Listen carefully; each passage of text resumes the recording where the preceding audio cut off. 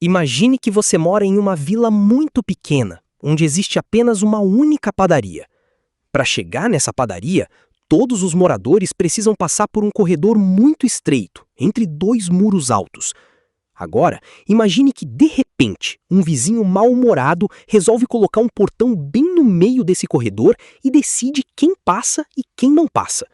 Se ele fechar esse portão, ninguém consegue comprar pão. Quem já tem um pouco de pão em casa vai querer cobrar uma fortuna por cada fatia, porque ninguém sabe quando o portão vai abrir de novo. Você tem uma escolha.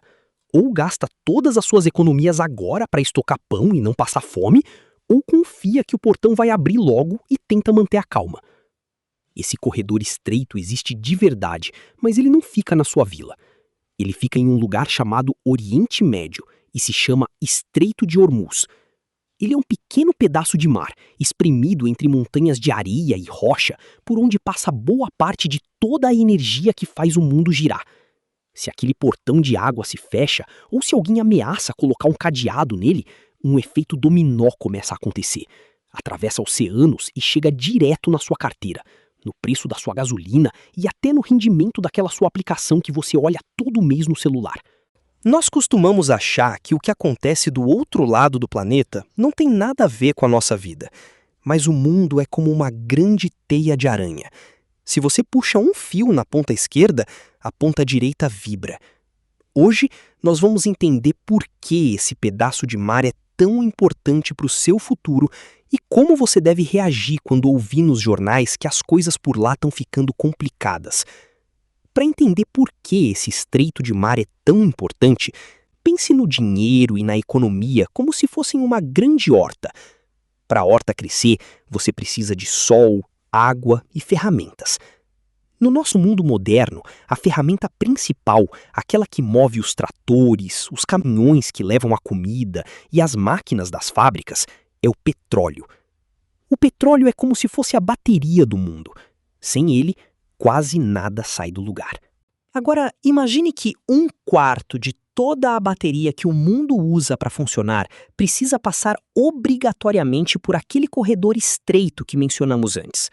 O Estreito de Hormuz é como se fosse a mangueira principal que irriga a horta de todo o planeta.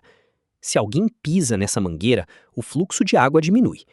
E no mundo das finanças, quando algo que todo mundo precisa começa a faltar, o preço disso sobe na hora. O petróleo não é apenas o líquido que você coloca no carro. Ele está no plástico do seu teclado, no fertilizante que faz o seu feijão crescer e no frete do produto que você comprou pela internet. Por isso, quando falamos de Estreito de Hormuz, não estamos falando apenas de navios cargueiros. Estamos falando do custo de vida de cada um de nós. O dinheiro, no fim das contas, é o que usamos para trocar pelo tempo e pelo esforço dos outros. Se a energia fica cara, tudo que exige esforço também fica. No mundo ideal, os navios passam pelo Estreito de Hormuz como se fossem formigas carregando folhas em um caminho livre. Esse fluxo constante garante que o preço da bateria do mundo fique estável. Com o preço estável, as empresas sabem quanto vão gastar para produzir, e você sabe quanto vai sobrar do seu salário no fim do mês. Esse plano permite que você invista o seu dinheiro com tranquilidade, esperando que ele cresça devagar e sempre, como uma árvore bem cuidada.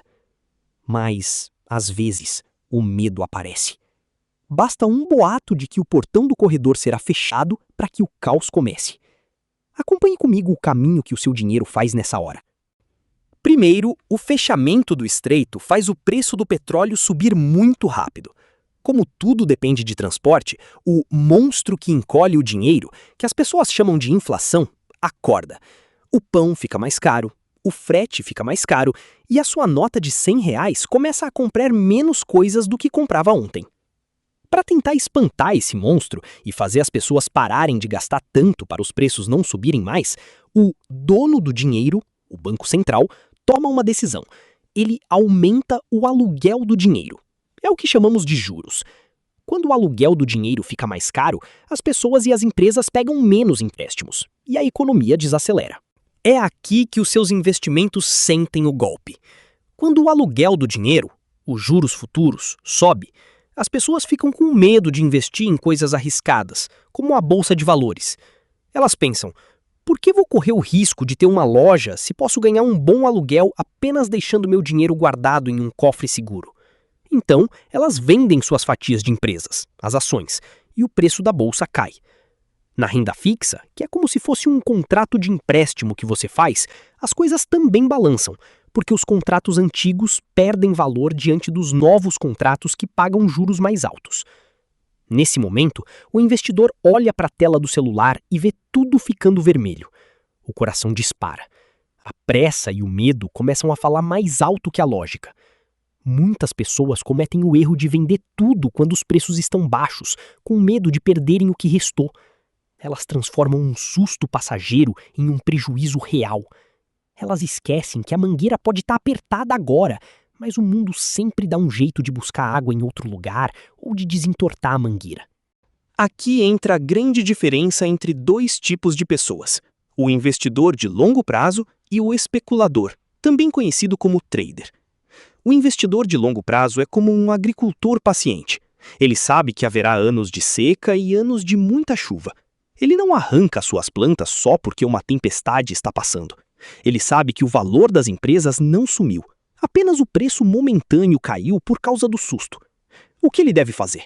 Absolutamente nada. Ou melhor, ele continua plantando as suas sementes todos os meses, aproveitando que agora as sementes estão mais baratas. Já o especulador é como um surfista tentando pegar a onda perfeita em meio a um furacão. Ele tenta adivinhar se o portão vai fechar hoje ou abrir amanhã. Ele tenta ganhar dinheiro na variação rápida. É uma tarefa exaustiva e perigosa. Se ele errar a direção do vento, ele perde tudo em 1 segundo.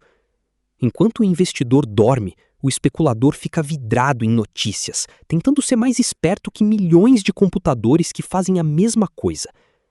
Precisamos parar de olhar para as notícias sobre o Estreito de Hormuz como se fossem apenas números em um gráfico. O dinheiro que você tem investido não é apenas papel ou um código no seu banco. Ele é o tempo que você passou longe da sua família para trabalhar. Ele é o suor das suas manhãs de segunda-feira e a energia que você gastou para construir algo. Quando você entra em pânico porque um conflito longe daqui fez os preços caírem, você está entregando seu tempo de vida nas mãos do medo. Cuidar das suas finanças é, na verdade, cuidar da sua liberdade futura. Se você decide vender seus investimentos no meio de uma crise, você está desperdiçando meses ou anos de trabalho apenas porque o mundo está agitado. O segredo que ninguém te conta é que o mercado financeiro é uma máquina que transfere dinheiro dos impacientes para os pacientes. O petróleo pode subir, os juros podem balançar, mas a capacidade humana de criar soluções e de as empresas gerarem valor continua lá. O seu tempo é valioso demais para ser gasto reagindo a cada notícia de jornal. A segurança da sua família depende da sua capacidade de manter a calma quando todos estão correndo para saídas de emergência. O mundo do dinheiro parece um labirinto confuso, cheio de nomes difíceis e portões que se fecham em mares distantes. Mas, como vimos, as engrenagens são simples.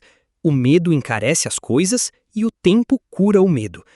Se você quer ser um investidor de verdade, o seu primeiro passo hoje é entender que você não tem controle sobre o Estreito de Hormuz, sobre o preço do barril de petróleo ou sobre as decisões dos governantes. A única coisa que você controla é como você reage a isso. Não tente ser o esperto que adivinha o futuro. Seja a pessoa constante que entende que crises vêm e vão, mas o trabalho e a paciência sempre vencem no final. Comece pequeno. Proteja o seu dinheiro, mas, acima de tudo, proteja a sua paz de espírito. O mundo vai continuar girando, os portões vão se abrir e fechar muitas vezes, e o melhor momento para cuidar do seu futuro continua sendo agora.